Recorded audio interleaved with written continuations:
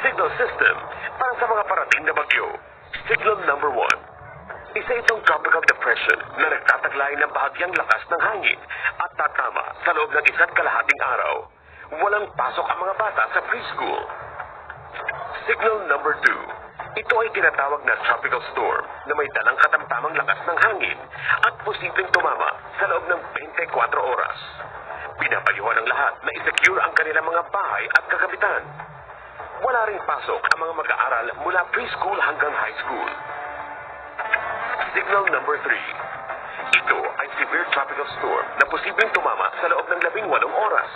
Pinapayuhan ng mga residente na lumikas sa mababang lugar, baybayin at tabing ilog, at maghanda ng pagkawala ng kuryente at komunikasyon. Walang pasok sa lahat ng antas ng edukasyon. Signal number 4. Ito ay isang ganap na typhoon na maaaring tumama sa loob ng 12 oras at nagtataglay ng napakalakas na hangin. Bawal ang maglakbay at dapat ay nakaligas na mula sa mga mapanganib na lugar. Signal number 5. Ito ay isang super typhoon na nagtataglay ng napakalakas na hangin at posibleng magdulot ng malawakang pinsala, manatili sa loob ng matitibay na gusali at mag-monitor ng mga weather update para sa inyong kaligtasan.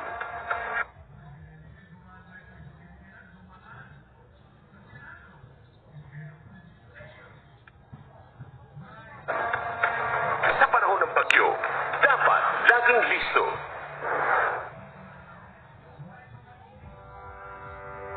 Serbisyong tapat, mahusay at mabilis.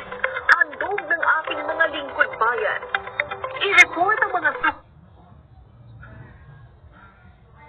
sumusunod na paglabag sa maayos na pagbibigay sa servisyo sa mga tanggapan ng gobyerno. Ang pagtangging tumanggap ng aplikasyon o request na kumpleto ang mga requirement. Ang paghingi ng karagdagang bayad o requirement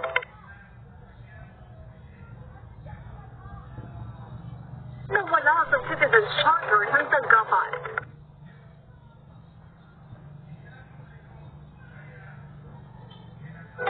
Ang hindi pagpapaabot sa aplikante ng disapproval ng kanyang request o aplikasyon.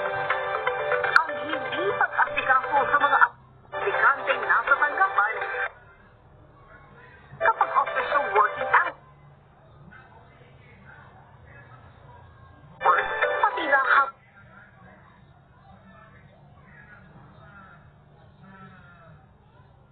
pang lunch break. Ang hindi pagbibigay ng OR o official receipt. At ang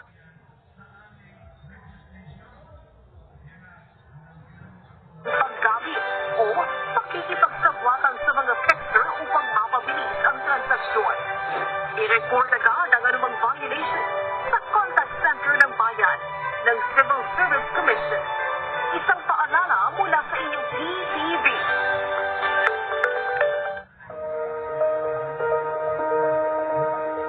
I started out with, of all things, hourly news in Tagalog, of course. And you have to make your skills interesting. No? Then from there, I went to Pangunahing Balita. I was doing Tagalog. And then, I ended up doing English news already by American Spina. Tonight, we bring into focus a problem that has captured the world's interest. And then I had Saturday, or was it Sunday news